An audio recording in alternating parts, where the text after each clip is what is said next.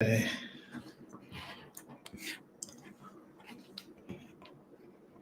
All right, and we are live. Okay, so we don't have anyone in the chat right now, but if anybody's watching this on the playback, we are going to be starting soon, but want to let you know what we're doing here. Our goal, make sure the camera's right on us.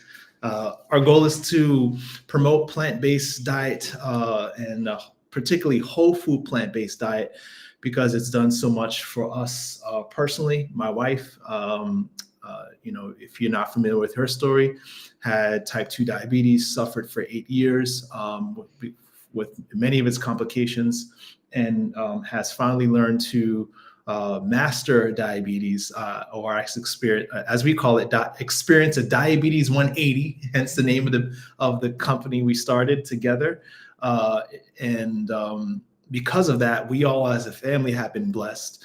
Just to give you a little background, a little more background, we've always been pretty health conscious, right?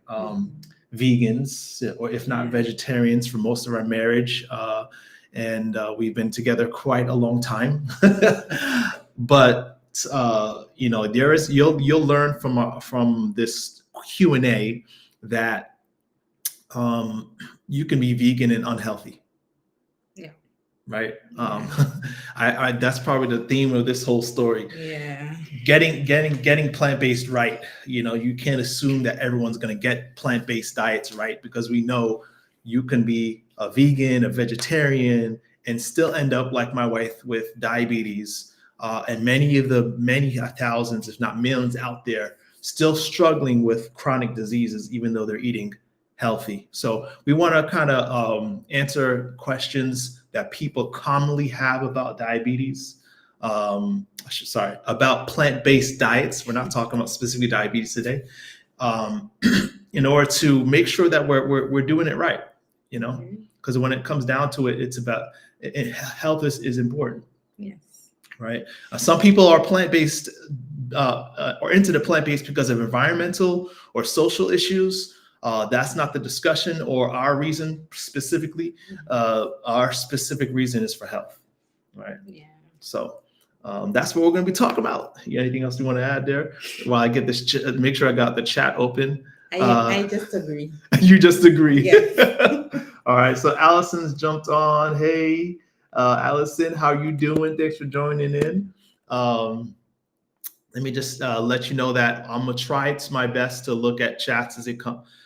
The chat as they come in. My wife will help me with that too. It's going to show up on this part here. Okay. Let's see. It looks like we have a CDN, Christian Digital Network, paired with us. Very good. As you're coming into the chat, welcome. Thank you for joining. And join the chat by saying or by writing a question. What is it that you want to know about plant-based diets? Now, before we start in answering questions that you guys will post, I want to start with a prayer, because really, you could accomplish a lot of things with human strength alone. But I believe, we personally believe, that you can accomplish so much more when that strength is paired with God's strength, right? When we pair human effort with God's power, you accomplish so much more. So let's have a word of prayer, and then we're going to go into our Q&A. Dear Father, thank you so much for everything you do for us. Thank you for your love, your care, your kindness, that you loved us enough to provide the medicine for the illnesses that we suffer from right in our food. A pill for every ill is right at the table. So Lord, help us to learn how to take advantage of this fact and apply these truths to our lives. In Jesus' name, amen. All right. So now the way I'm doing this, I'm not sure. Yeah, the way I'm doing this is I'm going by questions that we receive all the time about plant-based diet, and also questions that we've gotten in Facebook group, in our Facebook business page, and different private groups we're a part of. Joanne is in the house. All right. Hope you're feeling good. Yes. So what we're gonna do, we're gonna basically we've already pre-filled these questions. We already got a good feel of questions that are commonly asked about this plant-based diet. But as you're in the chat, as you're in this live stream, this is your time to ask questions. This is your time to get answers to whatever is preventing you, or maybe because maybe you're curious about plant-based diet, but you really don't want to jump in, or maybe you're a long time plant-based diet, long time into the plant-based diet, but you still have a lot of questions that friends and family ask that you don't know how to answer. This is your time, okay? And I should say this too. It's not this, this is not trust me, bro science, okay? I love that saying. It is not trust me, bro science, okay? The answers that we're providing you are evidence-based as well as experience-based. I guess I've been a vegetarian, if not vegan, since I was 18. On and off, of course, there's, not 100%. What about you, Carmen? How long would you say you've been, plant-based or at least vegan? I think it was about 11 years, counting the raw vegan experience we had. Yep. So you had experience being raw. 11 years. So we have a long time with that, along with another reason why we feel well qualified. All right. Joanne says she really trusts us. I love it. One of the reasons why we really feel qualified to answer questions is because, we've done a lot of research, poured hours and hours and hours into looking at studies, and not just studies, but studying the studies. That's very important. Don't just trust Google research. Anybody can write an article. And so what I'll say from the get-go, if you have a question that isn't answered, or you forgot to ask, check out nutritionfacts.org. I can definitely vouch for that website, nutritionfacts.org. Dr. Michael Greger and his team, what they do is not only present research about plant-based diet and health in general, but they also research the research to make sure the research is valid. So very on point. Nutritionfacts.org can answer a lot of questions. So all right, let's get into it. It is 11. Oh, sorry. By us, we are in Portugal right now. So right now it's 6:08 by you guys. Yes, comments are coming through. I may not be able to see who you are all the time, but any comments, questions, put them in the chat, okay? Don't be shy. But yeah, it's a little later by us, but it's fine. We're 5 hours ahead of Eastern Standard Time. All right, so first question, what does plant-based mean? There's a question that people ask, and are they healthy, or why are they healthy? All right. Yes, Joanne says, I can also vouch for Dr. Greger. I'm subscribed to him on YouTube. Yes, he's doing great things in the world of health. Okay, definitely someone worth following. But yeah, what does plant-based mean? Well, since I've been doing all the talking, I know my wife is shy. I'm grateful that she's here with me today. But you want to push her? That's what I'm saying. She's smarter than me in a lot of ways. So I'm better when she's around. So tell us, what does plant-based mean to you? How would you describe plant-based? Food that grows on a tree. Yeah. Under the ground, whatever. Anything that doesn't have a mommy and a daddy is plant-based. Yeah, very good. Very, very good. Very simple. I love simple explanations. So one thing I would add to that is that you have to differentiate between whole food, plant-based, and plant-based. See, Impossible Burger is plant-based, right? There's cheeses that are plant-based. There are ice creams that are plant-based. There are cookies that are plant-based, right? There's a lot of treats and snacks and boxed goods and highly processed things that are plant-based because they don't have any animal products in them, and they come from a plant source. So yes, that is the definition of plant-based. Now, to answer the second question people ask, is it healthy? Well, that depends, right? Because do you think that, I'll just ask you guys, do you think that plant-based ice cream is healthy? right? Just because it's, comes from all the ingredients come from plants. Obviously, no, right? Obviously, no. There's a lot of plant-based products that are even advertised as healthy that are truly not healthy. I actually recently did a comparison of Impossible Burgers, right, to actual Whoppers, because they actually try to make the Impossible Burger taste similar to a Whopper, and it's almost same amount of saturated fat, almost same amount of sodium. I think a little bit more in calories. So, plant-based foods, you have to be smart. You got to think about it. Just because it's plant-based does not mean it's healthy. Right. Joanne says, can we clarify that plant-based means that this is the base of your nutrition rather than a total abstinence from other things? I think people get this confused and think that plant-based means vegan. I am so glad you said that, and they're not the same. Yes, because actually you started off, one of the first things that I said when we started is that our reasoning is a little different than vegans or many vegans.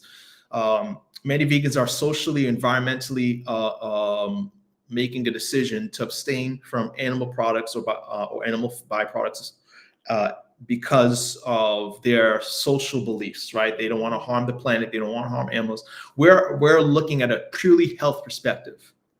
So I like the term whole food plant-based over vegan because whole food plant-based tells us or those around us what makes up the bulk of our diet.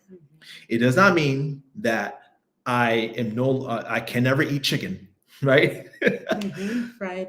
Fried foods and beer are vegan, right? So we got to understand, yes, just because it's plant-based, fries actually I think they say fries and even pizza is the number one source of vegetables in America, right? Vegetable intake, right? So yeah, we got to differentiate between three things: vegan, which is basically purely abstaining from things for social reasons, plant-based, which means you could, have a highly processed, unhealthy diet, and whole food plant-based, right? And Carmen, what's the difference between whole food plant-based and plant-based? If someone's still confused. Whole food plant-based is very minimal, how you call it now? Processing the food, very minimal processing. Plant-based, you can get anything plant-based. Anything, you can get ice cream, you can get anything you want. You can get shrimp plant-based, you can get oysters. It looks just like shrimp. Yeah, you can get everything plant-based. So yeah. So whole food, and this is all the difference is where you put the emphasis. Whole food emphasizes making sure the majority of your foods are not highly processed. It does not mean you can never eat vegan ice cream again. Okay. I still enjoy myself some vegan ice cream once in a while. And sometimes, I ain't gonna lie, I have some real ice cream, okay? Because it tastes better, right? But it just means that the majority of my food is composed from grain light sources. And Joanne says, thank you. In my house, we're aiming for a 75%. That is awesome. If you could gain from 75 to 80% plant whole foods, that is great. I mean, you are so much better than the average American. But all whole foods that I cook from scratch, my husband is diabetic and have other issues. And we know, Joanne, we're praying for your husband to get through. I know he's struggling like many people struggle with making those good choices, but he's blessed to have you in his life for sure.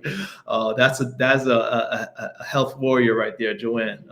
And you guys need to follow that lady right there. What I was going to say, so our plant-based diets for everyone is the next question. But before I leave that question, I want to say that if I would grade, foods, you would say the best, then you got the maybe middle ground, which is not the best, but still okay in moderation. And then you have the worst. Okay. So starting from the worst, we know refined sugars, processed meats, those are at the bottom, right? Then you have a little better than that, but still in the red zone, unprocessed meat. So you're eating more free range meats, still something you want to limit, but still because it's tied to a lot of diseases like heart disease, diabetes, cancer. We try to eliminate them from our diet. That's things, even if they are let's say free range chicken, right? We still try to limit those. And then you have the yellow zone foods. Of course, there's a lot in between, but we're going to make it simple. The yellow zone foods are foods that are plant-based, but maybe they might be high in saturated fat. They might be a little more processed. Then that's where you're talking about, limiting those in your diet. The green area are the whole foods that have one ingredient, right? Or maybe two at most, that you find at the aisles of the walls of the grocery, in the produce section. Yeah, the outer of the grocery store, right? Things you find in bags, or in the fridge, or frozen goods are included. Frozen, are. So I hope you guys understand the difference. I think we beat that over the head a lot. What is whole food plant-based? So someone's saying good morning from Uganda. That's awesome. 2:14 a.m. All right, man. Well, thank you for being here with us. Welcome. Awesome. All right. So like I said, if you have questions, go ahead, throw them in the chat. But we're going to go through a list that we already made. What about this one? This is a big one. Are plant-based diets healthy for everyone? That's a good question. So I'm doing all the talking. You say something about that. What's your opinion? What do you think about that question? Someone asked you, well, is plant-based diets for everyone? Yes, I think it could be for everyone. Mm-hmm. Give it a try. Yeah. Yeah. Because really, when people are asking that, they're really, let's be real, you're more concerned about whether it's palatable, or whether it's you have the time to prepare fresh foods. Mm-hmm. But there are, so plant-based diets, whole food plant-based diets can fit in everyone's lifestyle or health concerns. So regardless of your health concern, the whole food plant-based diet can be eaten safely. So there is not a person that cannot benefit from a whole food plant-based diet, no matter what your circumstance is. All right. Obviously, there are people who have maybe digestive issues, might have to tweak it a bit, and maybe their diet's going to look a little different than typical but regardless of your health background. And for those who don't know me, I practiced physician assistant in family medicine for 5 years, a little over 5 years. And I've yet to meet someone who could not eat a majority of whole food plant-based foods in their diet. Okay. This is a big one. And I think a lot of these questions are going to answer that too, whether this diet is good for everybody. These questions answer that. So what is the next question there? Can you get enough protein from plant foods? I love this one. What do you think, Carmen? You think you get enough protein on a plant-based diet? Yes. Yes. You keep your answer short. So I guess it is. That's a short answer. It's a short answer. You absolutely can. The reason why, of course, there's some reasons why people. I mean, it's amazing. People still think you can't get enough protein on your diet? Do you still hear people ask that? Yeah, people ask that. Yeah, doctors, even doctors, health professionals. People think that you're going to be protein deficient. I want to give you a news flash to somebody, maybe on this chat, maybe or watching this later. Protein deficiency is unheard of in developed countries. I could say it's virtually non-existent, right? Think about it. When's the last time you heard somebody was deficient of protein in America? Like one of your friends, family. Is very extremely rare, almost to the point it's non-existent. We have too much protein in our diet, okay? Especially since a lot of studies show that animal sources of protein are linked to a lot of chronic illnesses, and more even to the point where the more animal protein you have in your diet, the more likely you have of dying prematurely. This is why we promote the whole food plant-based sources of protein, and you can get more than you need. So the RDA, or the recommended diet daily allowance for protein, is about 0.8 grams per kilogram of body weight. So that equates to about 45 for women, 55, 56 for men grams of protein a day. You get well over that in a typical whole food plant-based diet, okay? Without even trying. And I've I work out pretty hard. I've been working out pretty consistent after graduating from PA school, right? And do I look any smaller since being vegan or being whole food? You lost some fat. I lost some yes, there you go. That's right. That's what we want to do. We want to lose fat. I lost some fat. But as far as muscle mass, no, you gained. I've gained muscle while eating whole food. And it's crazy because people would tell me, what I saw online, someone said, yeah, he be eating meat on the low. He's lying. There's no way you can gain muscle on a plant-based and okay, there are occasions where I do eat, very rare occasions where I'll eat animal products or meat. Usually when it's meat, it's chicken. But that is far from majority. If you still doubt whether you can get enough protein, watch Game Changers on Netflix. Right? Oh, yeah. You saw that, right? Yeah. There are people who are extreme athletes on a plant-based diet, getting enough protein to sustain themselves in extreme sports, even bodybuilders. Okay. So, and there's I forget his name, but there's a guy who's been vegan his whole life, and he just looks like, amazing. He's got muscles on muscles. Okay. So Joanne asks, how do you argue the folks pushing carnivore or lion diet? Heard that there are some prominent celebrity MDs and other professionals promoting animal-based and argue all kinds of things like allergies and inflammatory conditions. I've heard providers arguing about the proper human diet. I don't think there is one single proper diet for every single human walking around. That has been my direct experience with my patients, my family, and myself. Yeah. Thanks for asking that. So yeah, animal-rich diets, or I should say protein-centric diets, are definitely the craze right now, and you have a lot of MDs that are promoting it. First thing you got to understand that in medical school, you don't get a whole lot of nutrition. So your medical doctor is just as prone to fad diets as everyone else is. Okay.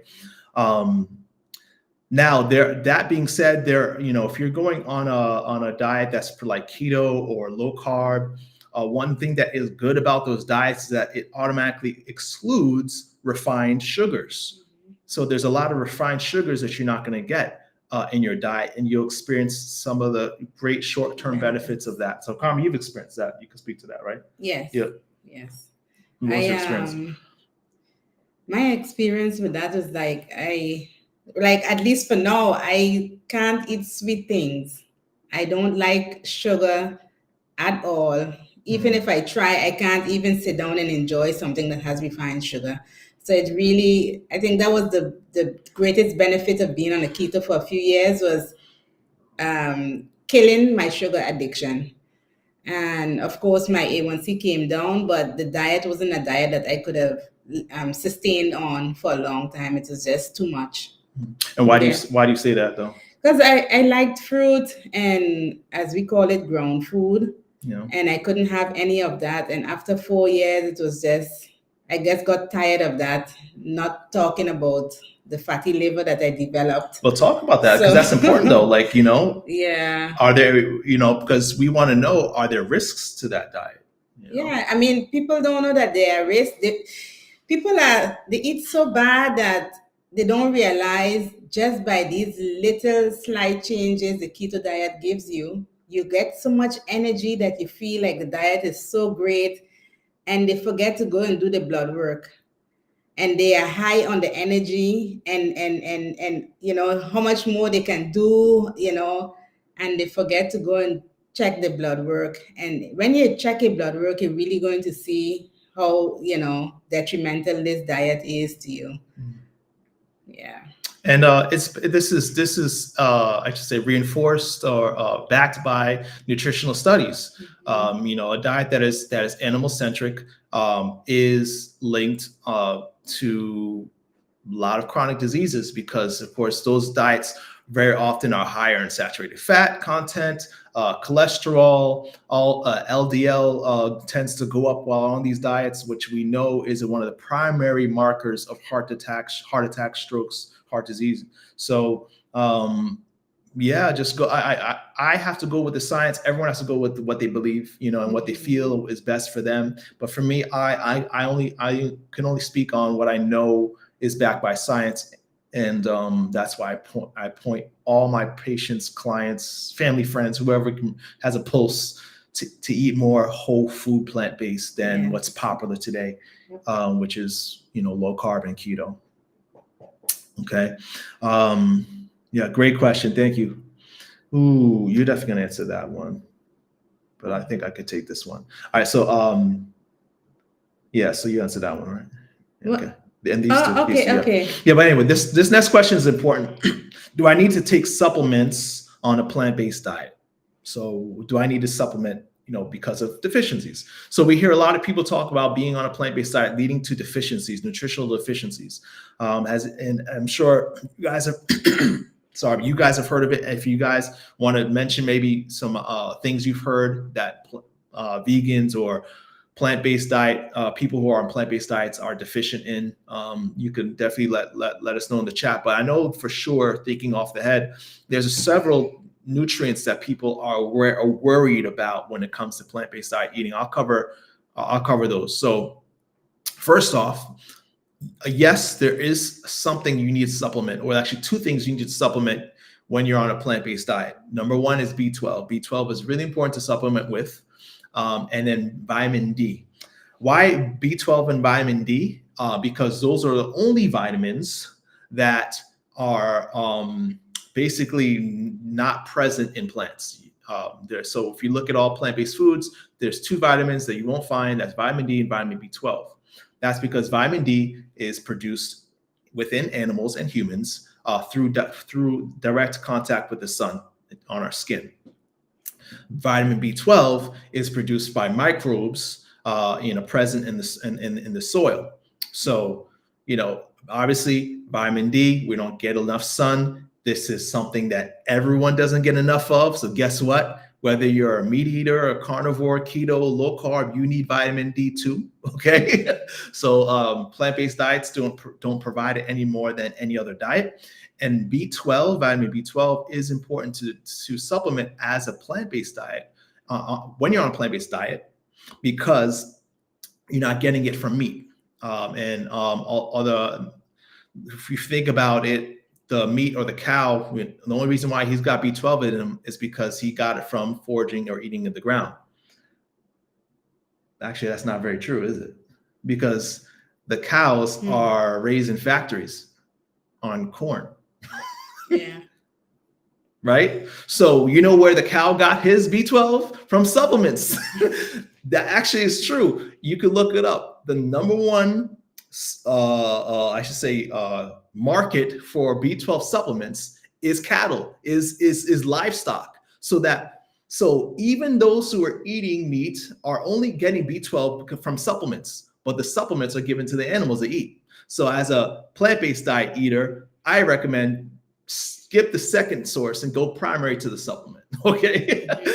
There was a time where B12 wasn't a problem because we were less less sanitary. So you would get it from mountain streams, drinking from wells. You would get in contact, microbes will get into our body. But we're a very clean society today. So many people, vegans and non-vegans, are deficient in B12, even to the point where we got to supplement them within the animals. So it's not a big deal if you feel like, I'm not going to be on a diet that I got to take supplements on.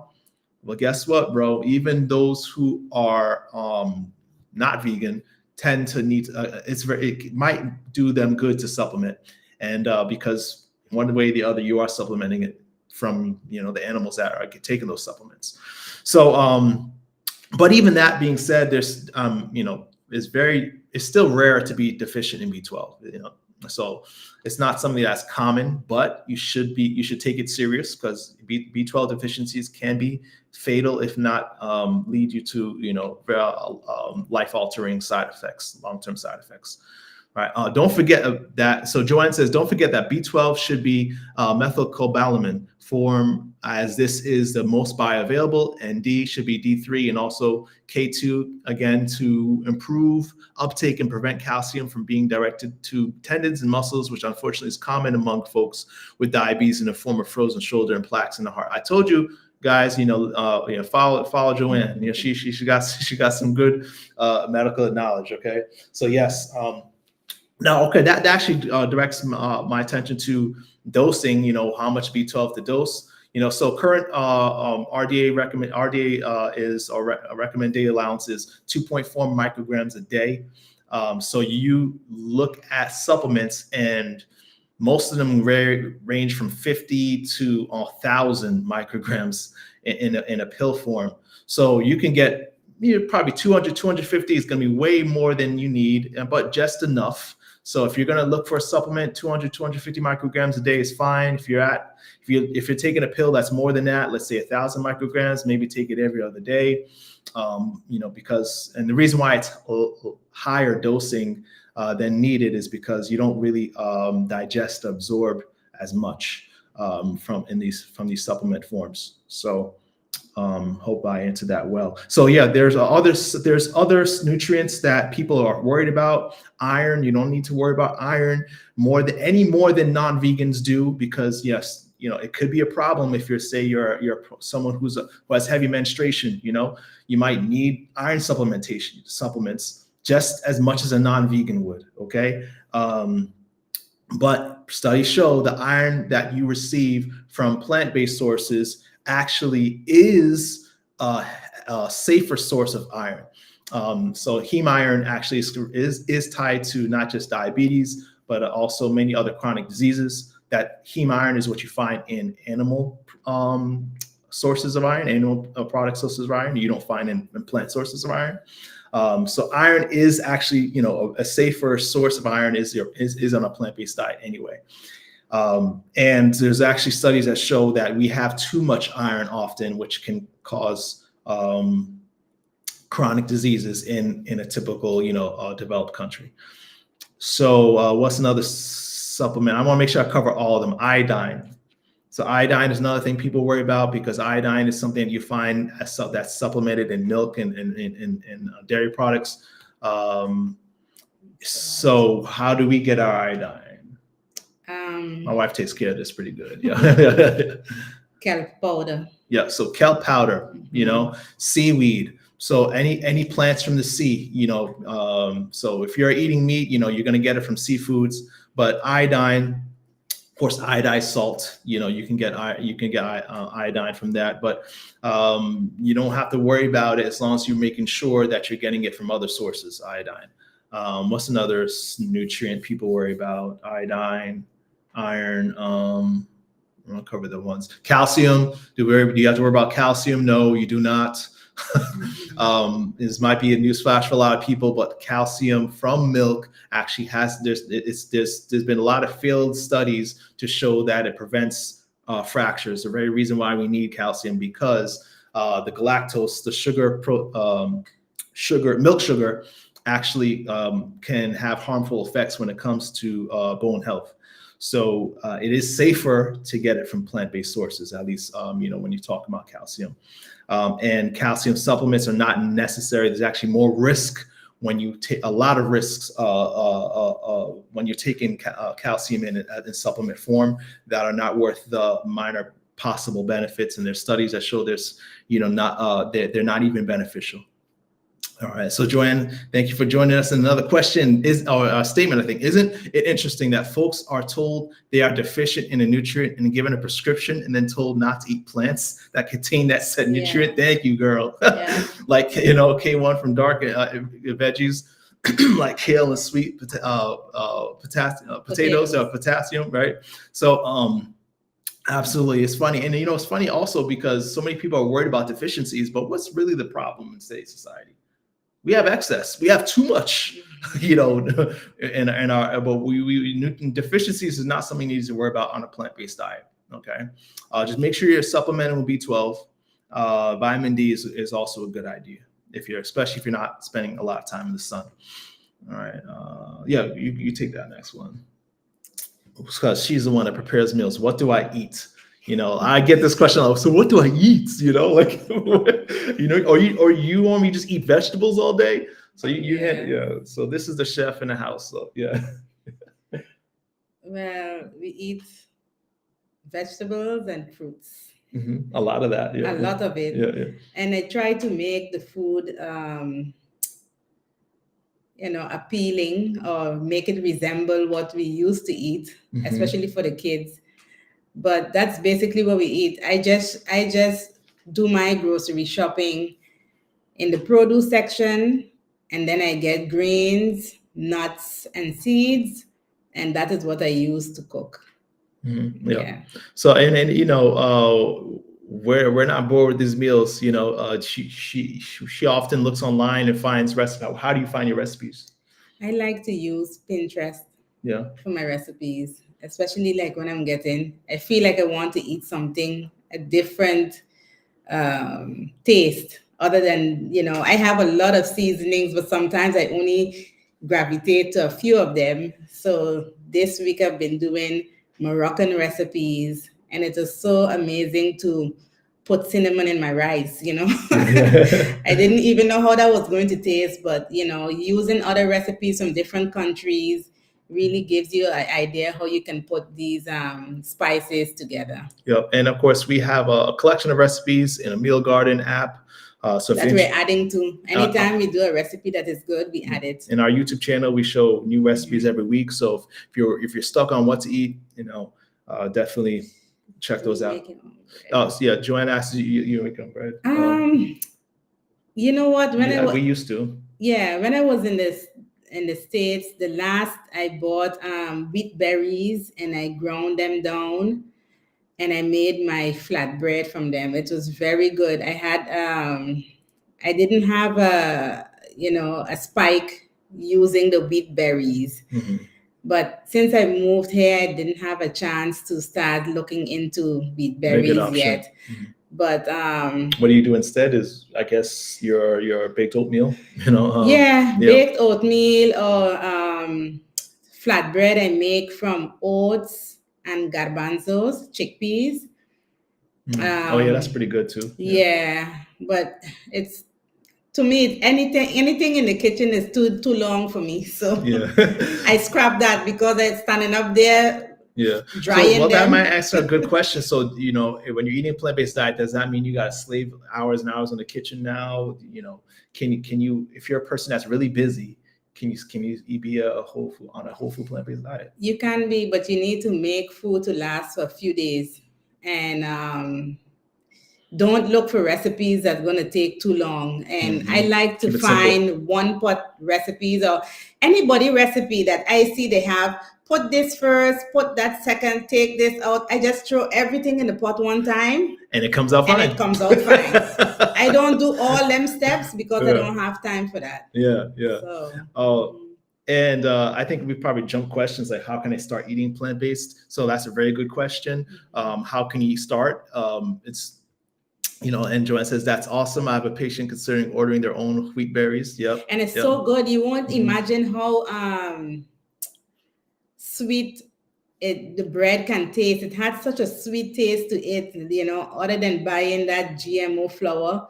I really enjoyed making flour, and it wasn't even fine because I didn't have a mill, so I used a coffee grinder. So it really came out more like a flat cracker or whatever, but to me it was still bread. So it was very good. And I got them from, what that place name? Azure Standard. So what I was going to say, if you're just starting out plant-based, don't get fancy. Don't try to get fancy. Keep it simple. Because the recipes are, anybody needs them, I'll send them to you. But what I give 3 steps, to start on a plant-based diet. Number 1, start with what you already eat. That's plant-based. So very simple. Make a list, write down of all the foods you eat right now. Oatmeal, maybe eat oatmeal. Guess what? That's plant-based, right? What's another part? What is helpful too is your favorite recipes. Look to see how you can make them plant-based. Well, that's part of the list. So going in order, number 1 is starting with what you know already, right? That you're already making, maybe like, cereals or oatmeal, things like that. That's already plant-based, that you don't need to do much brain work. So make a list of plant-based meals or foods you're currently eating, and you'd be surprised. It might be a lot. right? And then second, you think of meals that you can, like you said, transition into being plant-based, right? That, tacos or burritos, bean tacos, using substituting mushrooms for meat in meals. You can do that, almost with everything, So you think about meals you're eating already, then you think about meals that you are eating now but can be transitioned to be plant-based. And then number 3, add 1 recipe a week. Now you're on a whole food plant-based diet. It's that simple. Start with what you know, then transition what you're already making. And then, once in a while, maybe once a week, you throw in a new recipe. And you find that every week you're getting better and better at it. And you're never going to get bored. Yes, there's plenty to eat on a plant-based diet. What's another good question? Here. So this is a really good question. Is plant-based eating expensive? So that's, don't we get that a lot? I mean, like, oh yeah, it's so expensive to eat healthy, and then, forget about eating vegan, it is though plant-based. If you're not whole food plant-based, it's expensive. I get that so much. So, and for those who may be joining later or watching later, we differentiated in the beginning plant-based to include highly processed foods from plant-based sources versus whole food plant-based being foods that are ready from the ground, plucked from the tree, from the bush, and minimally processed. So so highly processed foods can be expensive. If you're getting, so there's a lot of vegetarian products that are expensive. But how have you experienced, since you do the shopping, your budget for food? Has it gone up significantly? No, gone down? Has gone down. Has gone down, especially here. Of course. Well, we can't speak on Portugal. Portugal's a special place. But even in America. Because you remember when we had that lady who was in front of us, and you asked her if you could take a video of her what you call them things, garoshi? Shopping cart. Her shopping cart. And she spent so much more, and she said that her food doesn't last long. That's another factor you have to think about when you're comparing plant-based diet, eating a whole food plant-based diet, to a traditional standard American diet. Yes, standard American diet, consists of a lot of sugary snacks and drinks, a lot of high-fat foods, but they're convenient. They're boxed foods, canned goods, things that are quick and easy to make. But because these foods are highly processed, guess what? They're not. They don't last very long. You eat through them fast. So when I was talking to this lady, and even though she had more groceries than me in her cart, she told me, that it would last her 3 days before she had to go back and shop again, for her family and her kids. Where I looked at my cart would last me easily more than a week.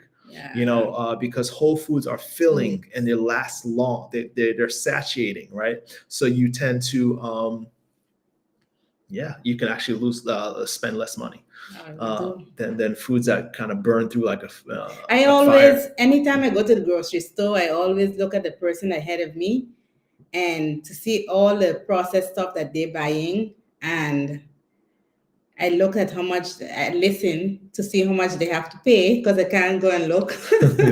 And I'm always so surprised of, how much money they are spending on food that is going to last them a few days. So you have to be smart. There's some tricks to making sure you're not spending too much money. Buy food in season, right? You can also, if you like some things are expensive, are nuts. Nuts can be expensive. So try to get them in bulk. Buy them in bulk. But really and truly, buying whole food, plant-based foods, you could never. You can never go over your budget like you did buying processed foods. Ever. There's a lot of food. It's. Think about it. Beans. You know how cheap beans are? Beans, potatoes. Those foods that make the bulk of a plant-based diet, a lot of them are very, very affordable and cheaper than meat. Okay. I was surprised, when we were, doing our research to move into Portugal, and I see Robin Wilson's in that chat. Sorry, great to see you jumping in there. No, before you finish, hold that thought. I want to read Joanne's statement. She says, I have spent the last 5 years trying to transition recipes from regular to being low sugar, healthy carb, nutrient dense, veggie heavy. I sneak things in like zucchini and cabbage and make it cheese sauce. Yes, that's what we're talking about. Yeah. You know, you can make almost any dish a whole food, plant-based, delicious dish with some ingenuity and effort. Yeah.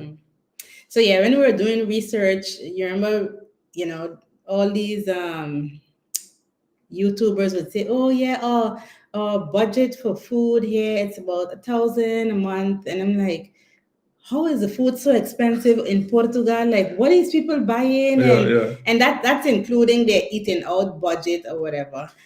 And I'm getting here, I can't even spend 300 euros a month on food. And I realize it's really the whole food is not expensive at all. Yeah, and of course, when you say euros, you're talking about because we're in Portugal, but even in the States, even in the States, where food's more expensive, we were spending less money. Like $400 a month. It's definitely what if and I don't know if anyone who's eating plant-based has had a different experience, maybe that groceries went up. You can definitely let us know. But for sure, you want to ask yourself, well, how much of is my diet processed vegan? Because processed vegan foods can be expensive. Yeah. Instead of whole food, plant-based, what Diabetes 180 emphasizes in our program. Good stuff. So any other questions you guys have? We only have a couple more questions to go. All right. Let's see. Yeah, are soy foods safe? Soy, there's a lot of soy gets a lot of bad rap. Soy milk, soy products. One of the things that people are worried about, especially men, that they're gonna get man boobs, you're gonna start acting like a female. I don't know, from all that estrogen. I remember I was in one of my jobs as a PA, as a nurse practitioner, was talking to the other nurses and says, I don't understand how Lewis can eat that soy, I mean, isn't he worried about all that estrogen, and then of course I had to laugh and kindly educate them. So I'll address some of the concerns that people have with soy, and then I'll shoot them down. So estrogen.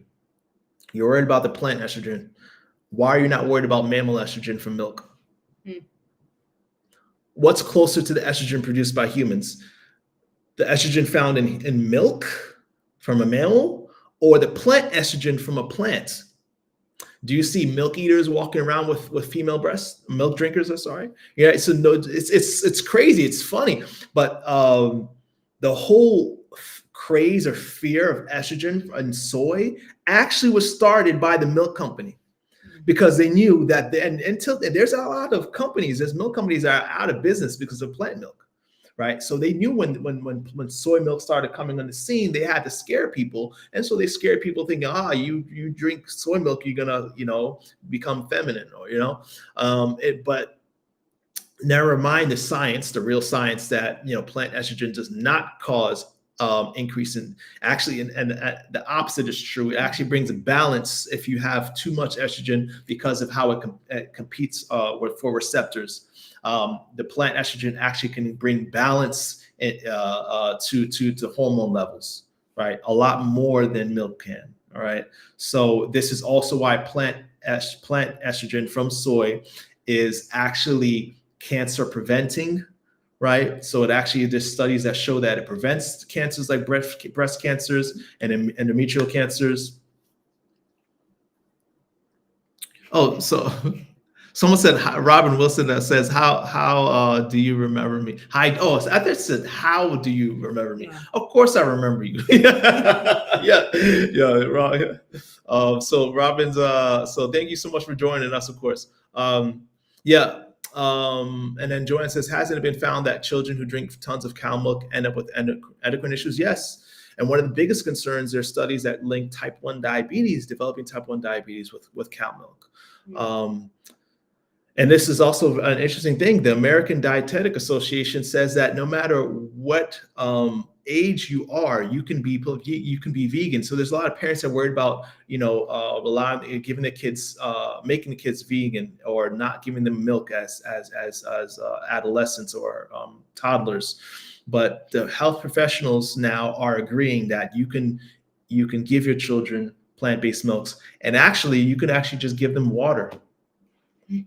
There's an idea, because guess what? Once you wean off the tit, you don't need milk. You don't milk, breast milk is for babies. There's a reason why our body stops making lactase, the enzyme to break down lactose once we get out of infancy, because you don't need milk.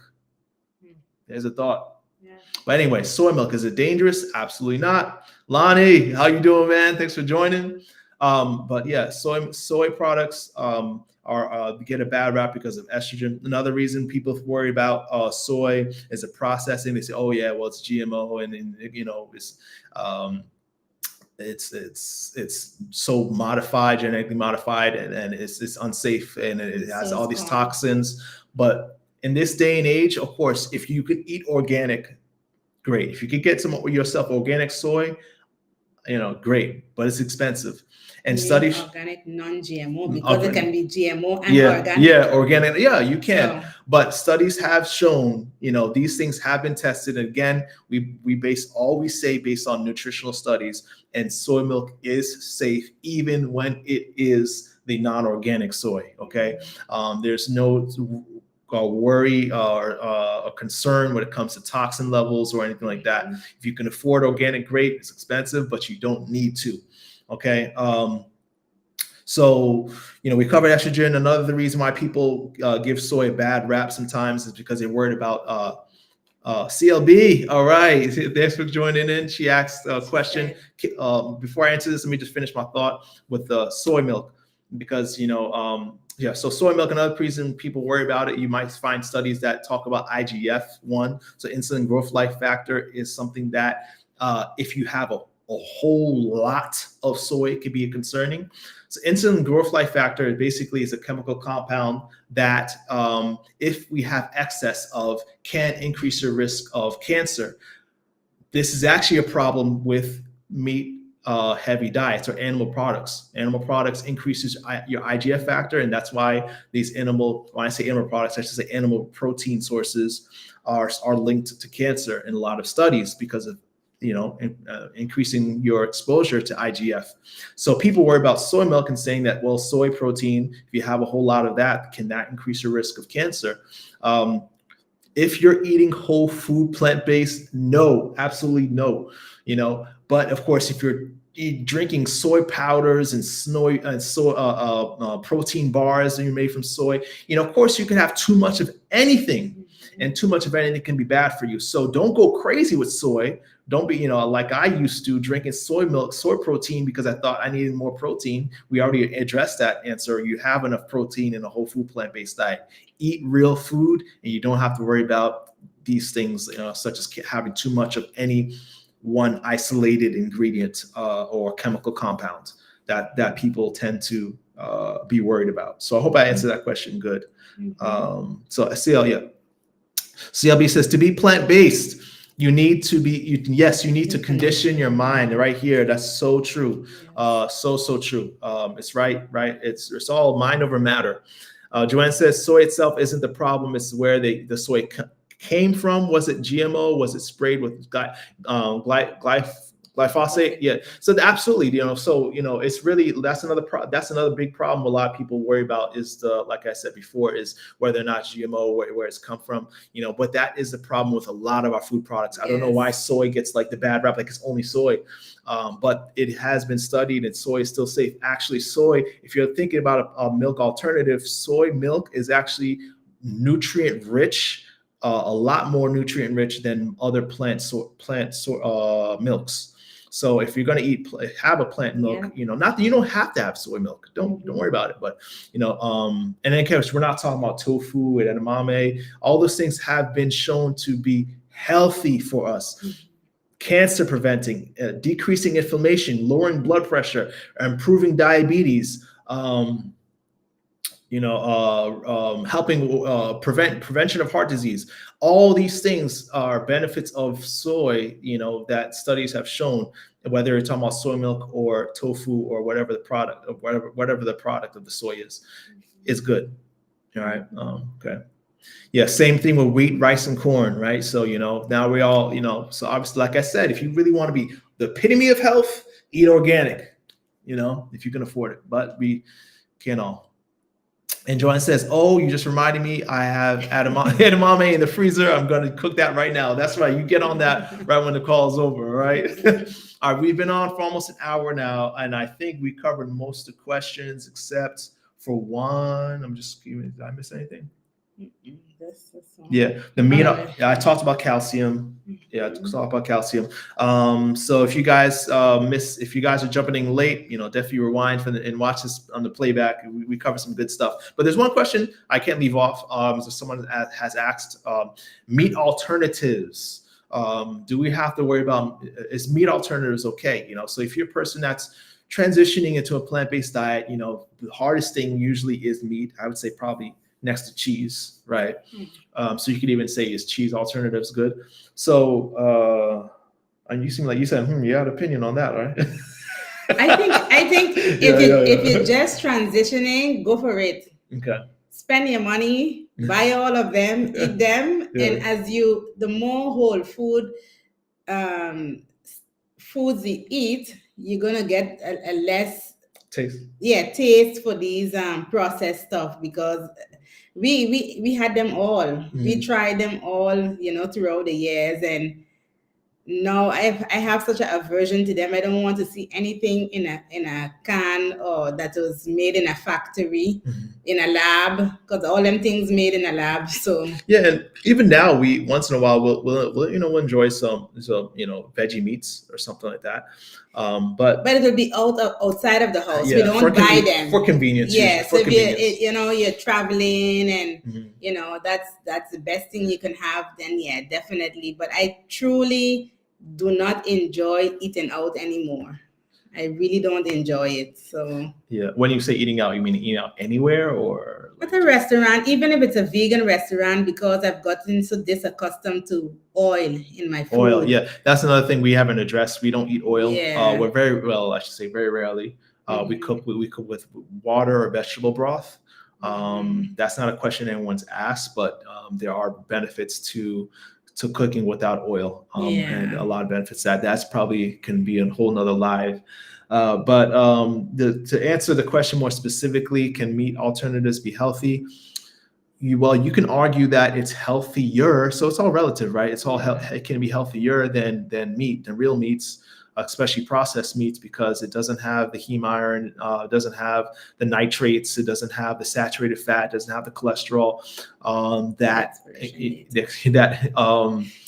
that is a risk factor for chronic illness when it comes to real meat, but still does have, I shouldn't say, did I say it doesn't have saturated fat? It does. Yeah, it does have saturated fat. Often, it does have a lot of sodium. These things are processed, so a lot of the, of course, the fiber and the good stuff that comes from the original plant is not in them. So you don't want that to be the bulk of your diet, for sure. If you want my best advice, eat them in moderation and just maybe for convenience, but not every day.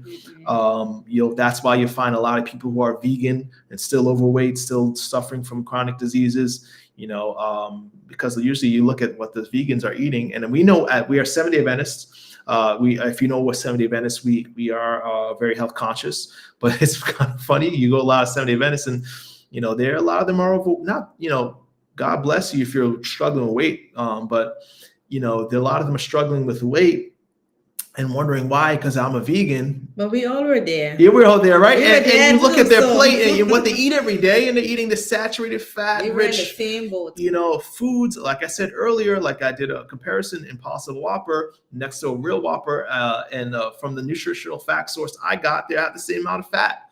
So, these meat alternatives, gotta be careful. Just understand that they're great for that transitioning from, if you're trying to get more whole food plant-based but you're still really craving meat, so kind of like a gateway drug. It's good for convenience if you're just, on the go, but it should not be part of your regular diet. If you want optimal health, limit that. I would almost even put it in the red zone. If you're looking about green, like we talked about the green, yellow, red, I put it in the red zone. Don't eat that too often. I have my friend, I worked with this lady. We worked in a cafeteria, and She told me that she and her husband went to eat with the CEO of one of these companies. I'm not going to name the company. Yes. But they went to eat with this person, and they were at a restaurant that was serving his product, and he ordered chicken. So they asked him why you didn't order your product, because the restaurant have it, on the menu. And he said, because I want to live. So he's not even eating his own product, but at all these Adventist conventions, people walking with boxes of these things to the car, Yeah. So he's not eating his product, then why should we? Yeah. So, when it comes down to it, guys, eat for health. Yeah. Not just for taste, but it doesn't mean that your healthy food doesn't need to taste good. Yeah. It should. Healthy food should be good. I believe that God wants us to enjoy the fruit of the land, right?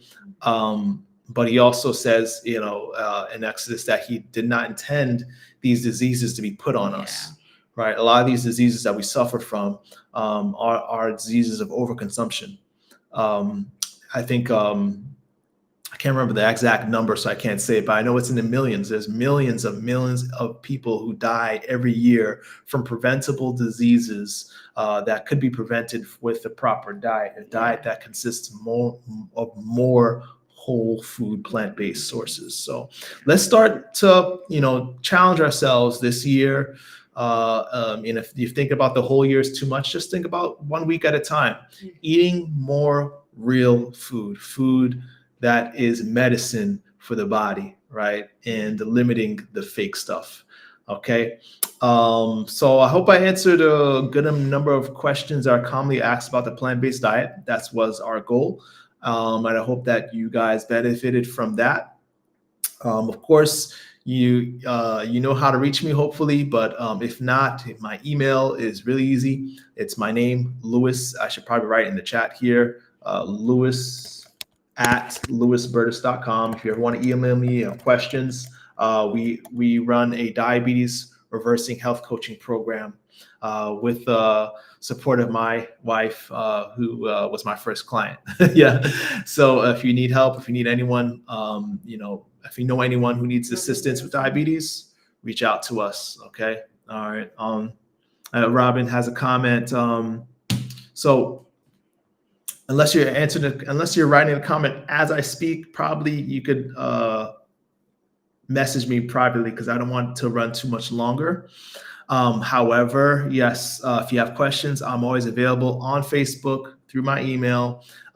Definitely join Diabetes 180 if you have not. We have a private group. Reach out to me if you'd like to join the private group, of course. But yeah, with that, let's so one last statement there.